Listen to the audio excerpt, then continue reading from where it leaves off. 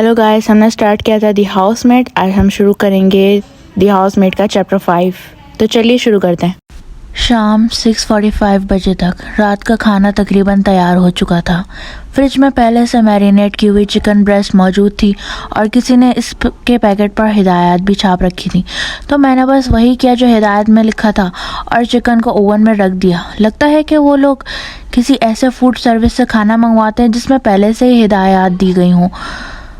जैसे ही गैराज का दरवाज़ा ज़ोर से बंद होता है, पूरे किचन में मज़ेदार खुशबू फैल जाती है। 1 मिनट बाद एंड्रयू विंचेस्टर कमरे में दाखिल होता है और अपनी टाई की गिरा को ढीला करने के लिए अंगूठा इसमें फंसा रहा होता है। मैं चूल्हे पर एक सॉस चम्मच से हिला रही होती हूँ और जब मैं इसे देखती हूँ तो एक लम्हे के लिए ठिठक जाती हूँ, जैसे भूल ही गई हूँ कि वो कितना खूबसूरत है। वो मेरी तरफ मुस्कुराकर देखता है और जब वो मुस्कुराता है तो और भी ज़्यादा खूबसूरत लगता है। मिली है ना? मिली कहती है, जी हाँ बिल्कुल। वो गहरी सांस लेता है। वाह, यहाँ तो ज़बरदस्त खुशबू आ रही है। मिली का चेहरा शर्म से सुर्ख हो जाता है। मिली कहती है, शुक्रिया। वो किचन का जायज़ा लेते हुए सर हिलाता है। तुमने सब कुछ साफ़ कर दिया? मिली कहती है, यही मेरा काम है। वो हंसता है। हाँ ठीक है, तो कैसा रहा तुम्हारा पहला दिन? मिली कहती है, हाँ अच्छा रहा। मैं इसे पीनट बटर वाले वाक़े के बारे में बताने वाली नहीं, इसे जानने की ज़रूरत नहीं है, अगरचे मुझे शक है कि नीना इसे ज़रूर बताएगी।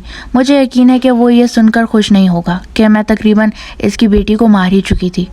आपका घर बहुत खूबसूरत है, वो कहती है। ये सब नीना की बदौलत है, वो पूरे घर की देखभाल करती है। जैसे ही वो ये कहता है, नीना किचन में आ जाती है, सफ़ेद रंग की एक और लिबास में, लेकिन वो चंद घंटे पहले वाले लिबास से मुख्तलिफ है।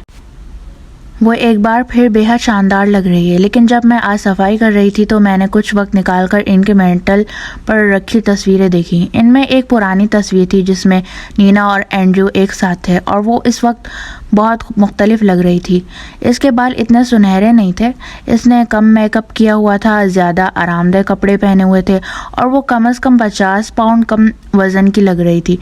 मैंने बमुश्किल इसे पहचाना, लेकिन एंड्रयू बिल्कुल वैसे ही लग रहा था।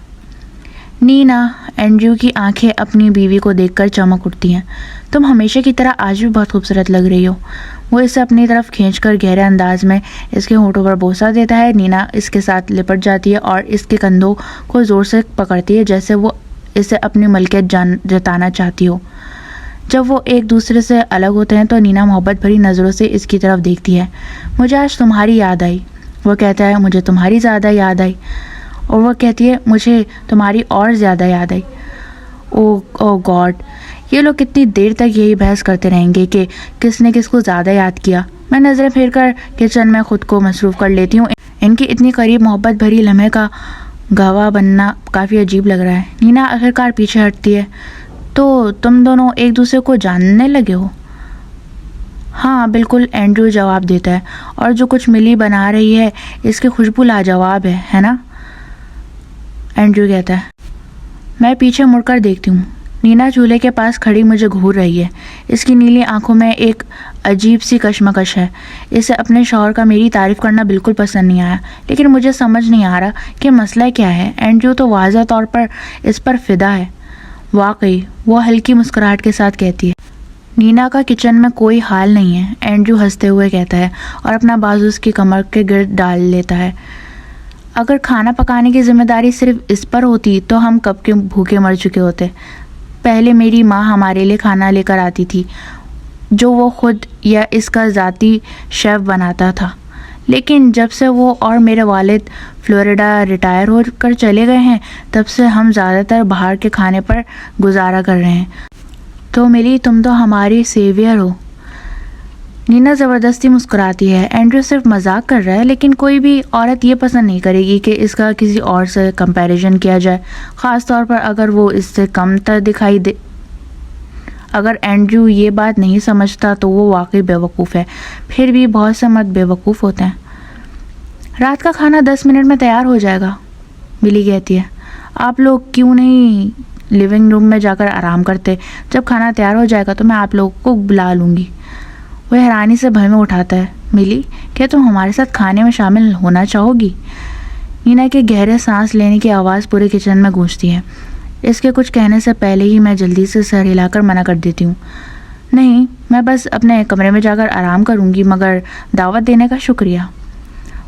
एंड्रू कहता है, वाकई तुम्हें यकीन है?